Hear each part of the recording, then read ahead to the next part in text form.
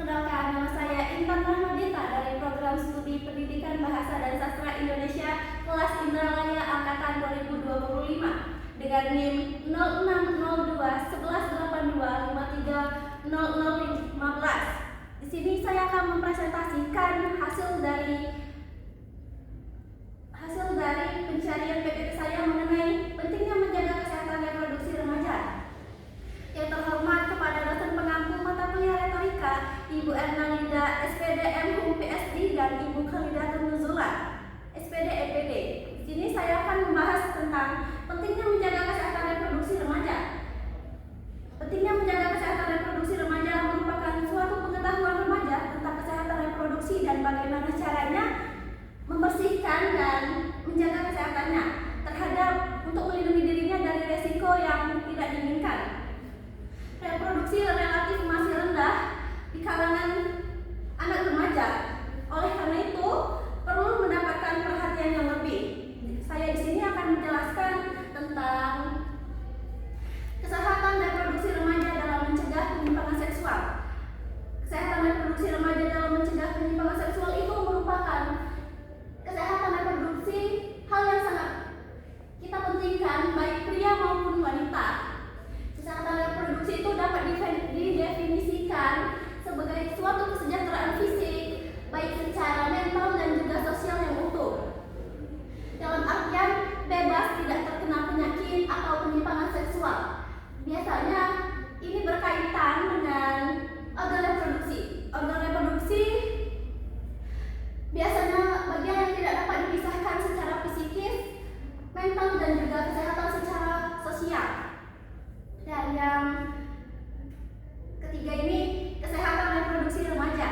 Kesehatan reproduksi remaja merupakan kesehatan dalam menjaga organ reproduksi agar diri tetap dan juga dapat membersihkan diri, menjaga vagina agar terhindar dari sakit yang tak diinginkan seperti keputihan dan juga bau yang tidak sedap. Itu dikarenakan tidak menjaga kesehatan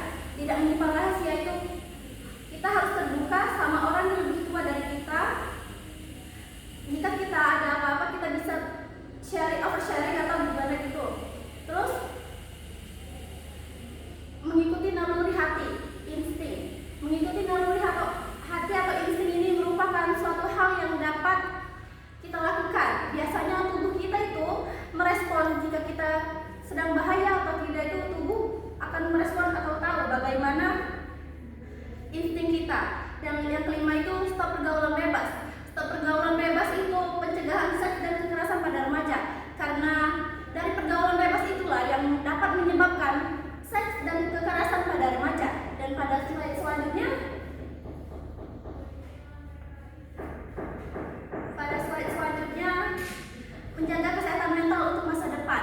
Bagi remaja yang sehat, bagi remaja yang berpendidikan, ia tahu bahwasannya kesehatan remaja itu sangat penting karena untuk masa depan yang relevan. Oleh karena itu, bagi remaja yang sehat, ia dapat mengambil keputusan secara dan juga menjaga pola tidur yang seimbang. Tidur yang cukup biasanya 7-9 jam per malam dan juga dapat melengkapi nutrisi dan tidak begadang.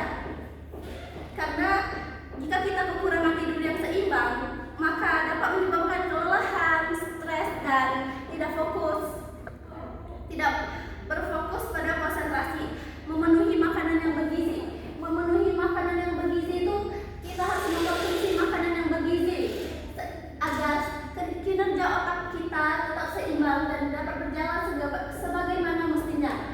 Menjaga pola hidup yang sehat bisa dilakukan dengan olahraga seperti berenang, main badminton, dan bahkan jogging juga. Menghindari kebiasaan buruk seperti mengkonsumsi obat-obatan terlarang seperti merokok, alkohol, bahkan narkoba. Narkoba itu mampu menurunkan kinerja otak kita, melemahkan kinerja otak kita. Dan pada slide selanjutnya, kebersihan dan gaya hidup. Kebersihan organ intim. Jika pada perempuan yang sedang haid, ia harus mengganti pembalut 2-3 jam perharinya agar reproduksi tidak terkena bakteri atau penyakit yang tidak diinginkan. Dan jika pada laki-laki, ia harus membersihkan organ vitalnya secara rutin agar terhindar dari penyakit dan infeksi terhadap area genitalinya. Dan yang kedua itu gaya hidup yang sehat. Gaya hidup yang sehat itu kita dapat memenuhi nutrisi agar seimbang, karena masa perkembangan remaja perempuan itu biasanya lebih banyak memerlukan zat besi. Menghindari hal-hal terlarang seperti rokok, alkohol, dan juga narkoba. Narkoba itu dapat merusak hormon kita. Dan pada slide selanjutnya, penyakit menular jika seks berlebihan. Banyak sekali sekarang ini berita viral yang menyebabkan penyakit menular jika seks berlebihan. Contohnya di Jawa Barat, Jawa Tengah, dan Jawa Timur itu penyakit HIV ini sangat tinggi ya, melonjak. Saya menuliskan 3 penyakit yang lumrah atau banyak sekali terjadi sekarang ini, yaitu yang pertama HIV, dan yang kedua chlamydia, dan yang ketiga gonore.